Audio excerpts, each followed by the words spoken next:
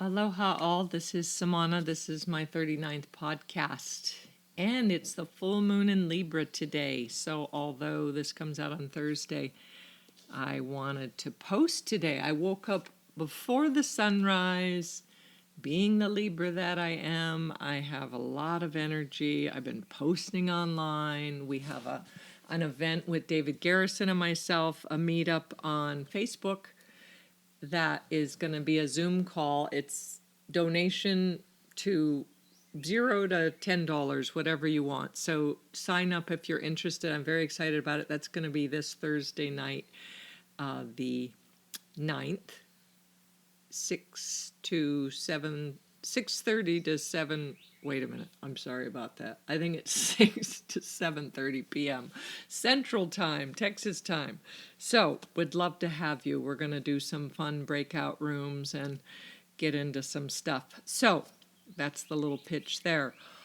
Also, so let's talk about this full moon, regardless if you're science-based or spiritual, woo-woo, whatever your belief is. I do believe that we're all affected by our external, the universe, the elements, the planets, the weather, the other people, everything. And a lot of us being isolated, I believe the weather and external influences are going to be more affecting us because we're all quite vulnerable right now. This full moon in Libra, it's basically the full moon is a spotlight over the next month for all of us. And wherever Libra is in your astrology chart, that kind of gives you a little more answers to what it's going to light up. But for all of us, Libra represents, rules the planet Venus, so things that we value, things about dressing up or having a nice meal or spending quality time. Libra also has to do with partnership, so that's intimate romantic partnership. That's also relationships on any level, to your children, to your family, to friends, to co-workers, to roommates, however that is. So all that's going to be highlighted, and it's kind of that polarity because the full moon means that it's opposite where the sun is. So the sun is in Aries right now, which is about, it's the infant of the zodiac. It has a lot of physical energy. It's impulsive. It's me. It's all about me. It's that type of energy versus Libra, which is all about the other. It's all about partnership. But what about you? And both of those, when they're out of balance, the Aries could be too self-centered and too alone. And too impulsive without asking for help or judging themselves when they need help. And the Libra could be too much about the other person in the exclusion of their own needs, and knowing what that balance is, always trying to find a balance. So all of us have all the archetypes in us, and this is kind of what's up this month, which is beautiful because we have so many unknown things happening in our world right now. So I'm calling this podcast Redesigning Our Relationships. And that's the essence of what our meetup's going to be about Thursday. And hopefully if there's enough interest, we'll do it a couple times a month because I love it. This is what I love. Now, my belief, any of you that know me or have heard my other podcasts or have had counseling with me, that my whole platform is that unless we heal ourselves, unless we work on ourselves and understand this complex creature that we are, to know what our needs are, to know when we're acting out or in a behavior that we're not proud of, why are we acting out? So if we could identify the need that's not getting met and find what's within our power in these limited situations right now, in our quarantines and our isolations, what is still within our power that we could do to support ourselves, to build ourselves up. I've had several people tell me lately that they have revisited my podcast that was on cutting ties or cutting cords with toxic relationships, because that's very important regardless if they're with you presently or not. That's important to clear that out. And then the other one on the inner child. So both of those are very much of value, so I'm not going to go too much over that in this one. But looking at how we can every day find ways to do our routine. Like I've been saying, get up at a similar time and go to bed at a similar time. Limit your screen time, limit your TV time. Get out in nature, regardless if you're in your backyard or looking out a window, if you're in an apartment, or if you can go to the park. I went to the park yesterday, worked out a little bit, so that was good. I work out every day. I'm working out a few times a day because what else is there to do? So that's a good habit. Let's create some good habits, good addictions that are feeding and sustaining us.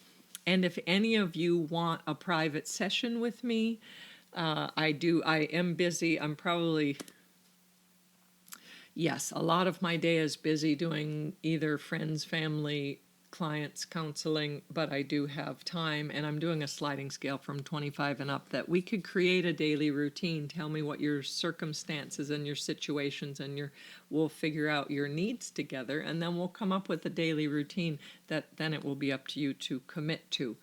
And applying this to redesigning our relationships, it always starts with our relationship to ourself. And then by that, the reflection of our inside world is always seen in our outside world. So if you're lonely, if you're drawing not the right people or partners or friends to you, if you're not getting your needs met externally, I guarantee your relationship to yourself, your commitment to getting your needs met is off. And we can't expect someone to be that eternal parent or authority that's going to say, oh, Samana, stop and take care of yourself. We need to do it ourselves. We need to know, wait a minute, I'm deficient. I'm telling everybody right now, if you're working from home, online, or whatever you're doing, that we are going to get stressed out. Don't answer the phone. Don't answer the call. Don't respond to the text if you're in a fragile place. Like, learn to commit to yourself beyond all others first.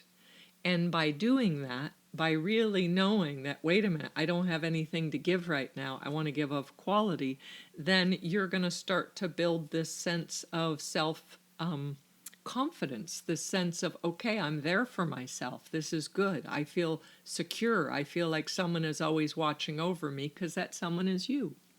And then once you have that established, if you're already in a partnership or you're living with someone and it's that intimate space, or you are trying to date online right now, then as you work on your inner self, you'll notice the way you view others outside will be easier for you. So to believe these old paradigms that you'll be completed by another person is a setup for suffering and failure. That's not going to happen. And now more so than ever, the beauty of this time is our whole belief system is collapsing. Our whole everything that was our structure, that was our foundation in politics and in everything, in all aspects of the world, everywhere, not just America, all of us have no clue of what's going to happen from moment to moment. And the beauty of that is, because of the collapse, as we start to see the rubble and the dust settle, we will be able to rebuild and renew. We are in springtime. This is a time for seeds to be planted. These seeds of ourself, our sense of self, our sense of what I want in partnership, what I want in my friendships. Like, do you have friendships that are draining, that are one-sided, that is too much for you? Because I'm going to tell you right now, now is a time for that equilibrium. Now is a time for balance. This is the Libra moon. Now is a time to question, am I always giving? Am I always taking? How about I listen to that other person? How about I text them first and say, how are you today? How about I say, you know what, I don't have it in me. Can you listen to me? I'm having a hard time right now. So any of those things, any of those extremes, but looking in terms of relationship, as we're working and committing to a daily regimen of self-care tools, because we have the time, If you are in a partnership, asking your partner, do they want to do some of these tools with you, alongside you? Do they want to journal alongside you? Do they want to read an inspiring book alongside you? Do they want to work out alongside you? Do they want to dance with you on the full moon tonight? Do they want to sing? Do they want to paint with you? Whatever. There's so many things we can do together, and you could do that virtually, or you could do that in the same house. You could say, let's, Skype each other and do a meditation together, or a guided meditation. You both take turns being the lead and guiding the other one through it, or movement or yoga or anything. There's so many ways. We are given the blessing right now of so much personal one-on-one time to connect that we've never had before, that we've all had that mind thinking, okay, this is more urgent, this is more important, I'm going to stay distracted. Right now, our tool, our greatest tool, is to know that we only have this moment. That's never been more real in our time on this planet. The more tragedy, the more crisis there is around us, the more we have to just keep doing that cleansing breath throughout the day, releasing that excess energy on our heart, and know that we have to just stay present and keep checking in. What am I feeling right now? How is Samana today when I wake up? What is this day like? What are my needs? What can I do today to fulfill those needs? First. And the second would be, what are my partner's needs? Can I check in with my partner? What can I do to help fulfill those needs for my partner or family or friends or children? But start with yourself first. Remember, in the airplane, the oxygen mask goes on you first during a crash, then others. That's kind of how life is, and it's more so that way. And I've said this before, but it's so important. If you're going through depression right now, you are so attached to the past and what was. And I'm telling you, compassionately, we're all going to go back and forth with that. We're all going to feel that sense of I have no ground today. I have no balance today. I am overwhelmed. And then just be kind to yourself. Do something nurturing and nourishing. Take a sea salt bath. Go out for a walk outside. Do some Tai Chi. There's all these tutorials and videos and whatever it takes. And be kind to yourself. And then you check in with your partner and you say, okay, what could I do for you? I have a little more stability today. I'd like to help you. Can I give you a massage if you're partnered together, if you're in the same house? Or can I, make a meal and you come by and get it? Or some sense of care, but starting with yourself first and then with your partner. So the Buddha, I've been a Buddhist and believe in Jesus, and I believe in all of them. I believe in everything and nothing. How about that? But I often love the words of the Buddha. His final words were, be the light unto yourself. And that was very powerful of all things. Here's this enlightened being that came in to show us that if we can understand the nature of mind, this is really the Buddha's teachings. If we can understand and harness and refocus the nature of mind, that its nature is to dissect and to separate and to find something wrong with a person, with yourself, with a situation, with a relationship at all times. If we could learn to use that intense focus by focusing it with our awareness and with our heart and our compassion, to see, show me what needs to be tended to in my daily life for me to feel more whole and peaceful. Show me what needs to happen, what needs to be nurtured or encouraged or supported, where more of my attention needs to go in my intimate relationship. In a relationship I just began, that it hasn't worked in the past, so how can I be different now? How can I bring more to this relationship in areas that I know that I have been deficient in before. Again, we can only exhibit a behavior with ease that we know for ourselves. So if I have kindness and patience and compassion for myself, if I am aware of when things are too much and I can say to someone in that moment, I'm not clear how to respond, but I know I can't, because if I did, I would not be happy with the results. This is not a time to fight with people. This is not a time that it's your way or the highway. This is not a time to be rigid. This is a time to look in the moment and see what is happening here. Where best can I put my energy? So we don't want to be focused on the past with depression. We could only be here and keep checking in. What is this? What is this? What is this? And to be focused on the future, like wanting this to be over. I want to get back to normal life. I need to tell you gently, it will never be as you've known. I'm certain you really need to know it's never going to be, life is never going to be as we have known it. So let's redesign it. Let's redesign our relationships, starting with our relationship to ourselves and our relationship to the people that we care most for.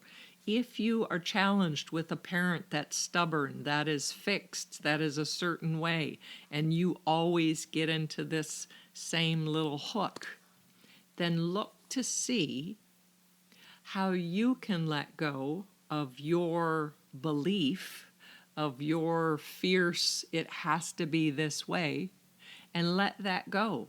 And think in terms of, they may not be around long. So how can I, if this is the last time I'm going to interact with my parent, either by phone or in person, think in terms of that, because we never know when it's the last time, not because of the virus, but because of life. So think in terms of, do I want this last time to be through a battle? Do I need to convey something or be right? Or do I want to find a way to connect with them, find a way to help ease their fears, find a way to love them, to find a common groove, a way of relating, an even point of balance of relating. Do we want to be right, or do we want to connect? That is really the question. Do we want to be right, or do we want to connect? I believe the answer is we want to connect. I read this funny little thing online the other day that said, my husband and I are playing this little game. Why are you doing it that way? And they wrote, nobody's winning. So I know it could get annoying. I know if you're stuck with the same mirror, the same interaction all the time, that it could be challenging. But instead of picking a fight because you have a little more energy, or you're frustrated, or you're scared, how about saying, okay, well, that's a different way. Or explain to me why you're doing it that way, because not in a hostile way, not in because you know better, but really in a curiosity about how their mind works, how that made them feel like this is the best way to do something. Be curious about why that matters to them. Curiosity is the remedy for any type of distension, for any type of conflict, because the curiosity means your mind is not set and fixed in a box. Your mind is open and soft and spacious, and you want to learn, and you want to grow, and you want to be new. We want to plant seeds for redesigning ourselves and our relationship to how we relate to others. So, a couple exercises that I love to offer in each of my podcasts that you can journal. So this is one of your tools. So the first is, what is the greatest change you wish for in your relationship to yourself? If there was one thing that you know that needed to be addressed to bring more peace and ease and balance to your life, what would that be? So what is that one thing you want to change in your relationship to yourself? And that means how you view yourself. And really journal. That could be a whole 10-minute journaling about what is it? Because if we ask for one thing instead of picking ourselves apart because there's so many things to work on, then who wants to get out of bed with that one? It's way too much. Don't be so harsh. Don't be that judge and that critic. Another podcast to listen to of mine. That inner judge and that inner critic is relentless. Now is the time to let that judge go. Let that inner critic go and let your heart really let it beat, let it be open, let it be safe, let it experiment with new ways of communicating, let it have its voice, let it strengthen its voice. And have that humility to know that we don't know much right now. That, again, you walk softly, you walk gently, you say something, this is what I believe I know right now. This is what it feels like I know right now. But with that, you see the difference of decreeing something? Like this is exact, this is defined, this is forever versus I'm not sure, but this is what I believe up to this point. And then be curious about, is there room to change, to expand in there? So another journaling exercise is, what is the greatest change you want in relationship to your partner, to your parent, to your child, to your friend, whoever is a significant relationship in your life? Or what is the greatest change you want in a new relationship that you want to cultivate? And reflecting back to past relationships, regardless if you're with someone or not right now, what was the common theme that came up in every relationship? Don't look at the face, because it's going to be basically a different face, same pattern, because you're the same usually. So until you work on yourselves and figure that out, what would you want to be different in this relationship that we're redesigning with the partner you have, with the partner you want? And don't be discouraged, because it's not like we're never going to meet anyone again. Like I said, people that are meeting online, I have lots of clients and friends that are doing this. You just get a longer courtship and you'll be able to be more raw and real. Like eventually, no makeup, this is who I am, sharing your fears, sharing your what's challenging for you, sharing so many things. Like what can we do to be kinder to ourselves? When you get to a level of comfort with a partner, this is one of the exercises I recommend, is sharing with your partner. You both sit and reflect for a moment or journal it, but what is your strongest judgment about yourself? And this is a hard one to share, but when you share that with your partner and they're the right partner for you, they're going to have, their heart's going to open to you. There's going to be this softening and this vulnerability and this honor that you're sharing, such, instead of I have it all together, this is the part that I've always beat up about myself. This is the view of me that comes up periodically when I'm off balance, and I'm seeing it more because of what's happening in the world, and I'm more scared. And maybe by sharing that, when or if you're open, you could say, do you have any feedback or any ideas of what I can't see that you can give me reflection on, that maybe I could help to heal or incorporate or change that view? And then you both share this and allow space for that. And that becomes such a deepening of your hearts, of your, we're human, we're all wounded, we're all raw. I always told my students years and years ago, we connect on so many levels, yet we bond through our wounds, through our commonalities of our wounds. That's the deepest bond. There's a familiarity. And hopefully we bring light to these things right now.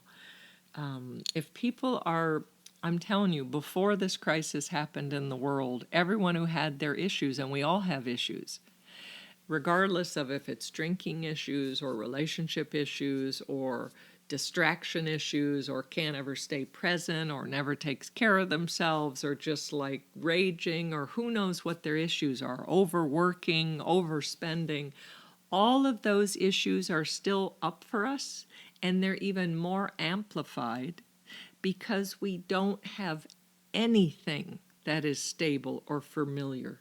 We have nothing to depend on right now that we know will be certain. Nothing is certain, nothing.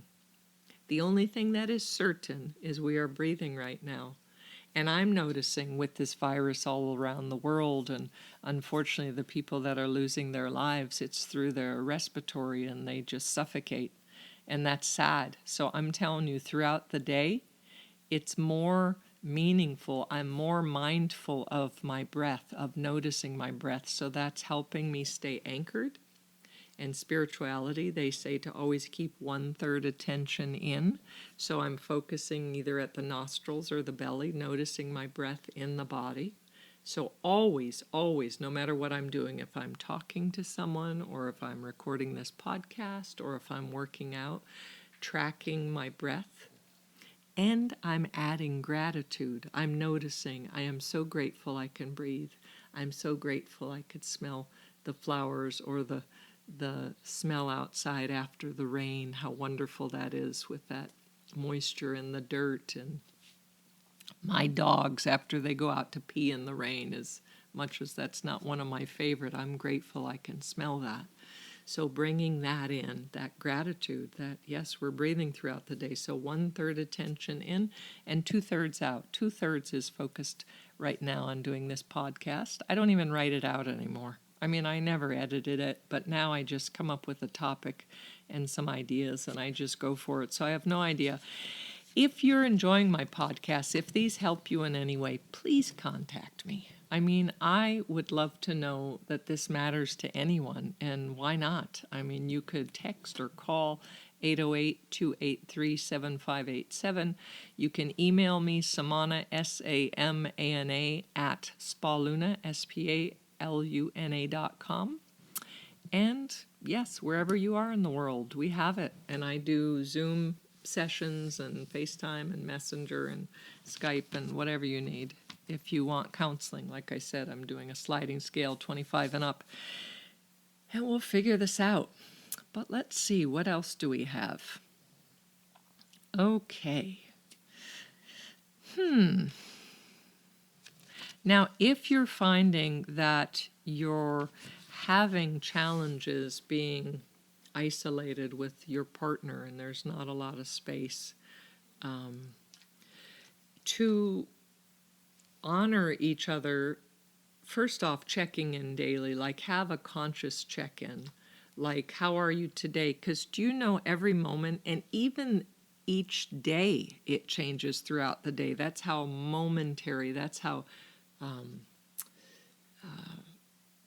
everything is just so like floating on the water. There's not a lot of ground right now. We're still figuring this out, figuring out what our balance is. This Libra full moon, hopefully we'll have balance by the end of this month. Some sense of balance. Not meaning that this is solid and I'm 100% and I'm going to be okay all the time. It means that I notice as soon as I start to get off, and I know, meaning off balance, and I notice exactly what I need to do to find that balance. If it's just going in a corner and being quiet myself, or if it's doing some jump squats, or if it's, I don't know, something inspiring. I'm watching Picard on CBS right now. I am an old Trekkie fan, and my good friend from Maui just told me about it. It's like, okay, it's 30 days free. I signed up for it. I am enjoying it. Oh my God, that's a wonderful blessing right now. Little things like that we're appreciating. So, And remember to laugh throughout the day. Like, find things that make you happy. Don't, I would say, with your reading and your trending online and stuff, or with conversations, if it's challenging, like, give yourself a break. Maybe check in to see, do you have that stability today before you call that person or do that thing or read that book? Or how about reading something fun and light or funny, or just streaming some comedies? There are so many great comedians out there. We need to laugh. And there are rules of, like, our parasympathetic nervous system. There's some little rules that work here. So one is, let's say we're totally stressed out. I just posted this on Facebook, so any of you can friend me on Facebook and somehow message me or whatever, that you're one of my listeners, or text me first so that I know, and I'll friend you. But one of the things where, if you're challenged, to help reboot your parasympathetic nervous system, and we want more of the good hormones, the serotonin and endorphins and epinephrine, all the good things that help us relax and feel safe and happy and easeful, is to smile. Smile. Make it a forced smile, even if it's not feeling sincere. Make it a forced smile and just hold that.